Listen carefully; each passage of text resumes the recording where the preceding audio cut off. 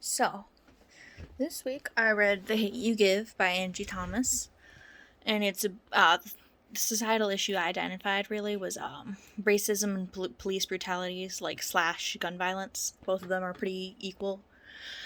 I think it's important because it's something people, especially people of color, have to think about a lot, especially nowadays with the increasing amount of police brutality and the national media coverage of it. I think it's also important to explore with kids that it's important to talk about current events and relate them to like what we're reading because it makes things seem more relevant, more realistic, and I think it like ups interest. Okay, in The Hate You Give, would y'all chill out? In The Hate You Give, Khalil, a black teenager, is pulled over and shot by a white cop in his car. Star is his friend. She's the only witness, and she's kind of terrified of speaking up about what she saw. So she has to kind of deal with that trauma and the reactions of people around her, like her best friend, who is okay with him dying because it was revealed that he had some drug connections. It's bull, honestly. I think that it makes people think differently about it because it's like set in current year-ish. 2017 was when it released, so 2017.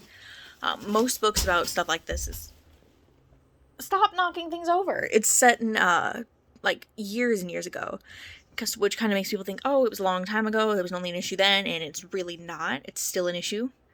And I also think that it kind of makes people think differently of it because it doesn't shy away from the topic.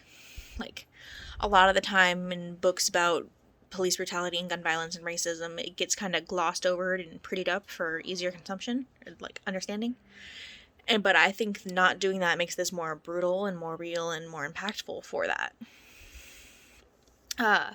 So some of the specific passages that I think kind of would cause disruption is like the opening to it. Well, the opening of the book is black parents talking to their kids about how to deal with cops, what to say, what to do so that they aren't killed like Khalil is.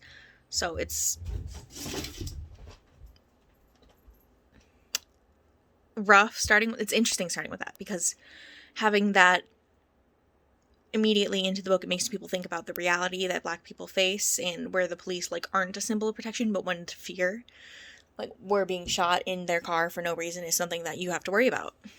I guess another good specific passage in the book that would cause disruption is like chapter 14, chapter 15, that area-ish. I can't remember the exact one, but it's where Officer 115's father is defending him killing Khalil and does so by using stereotypes to make Khalil seem more dangerous and the shooting more justified. He makes his son seem more innocent by mentioning that he has a family and kids and kind of erases the fact that Khalil also had a family in the future to believe. And this entire interview just kind of makes 115 seem more important and like his innocence and livelihood has to be defended more than Khalil had a right to life.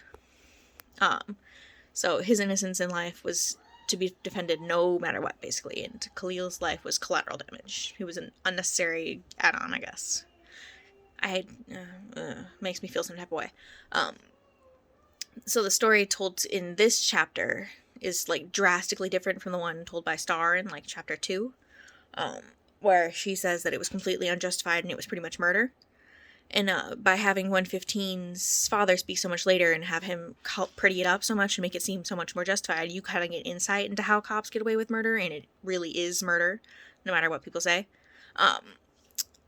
I think some of the questions that would lead up is like, how could people believe this, and why does some people think one person's life is worth more than or less than others?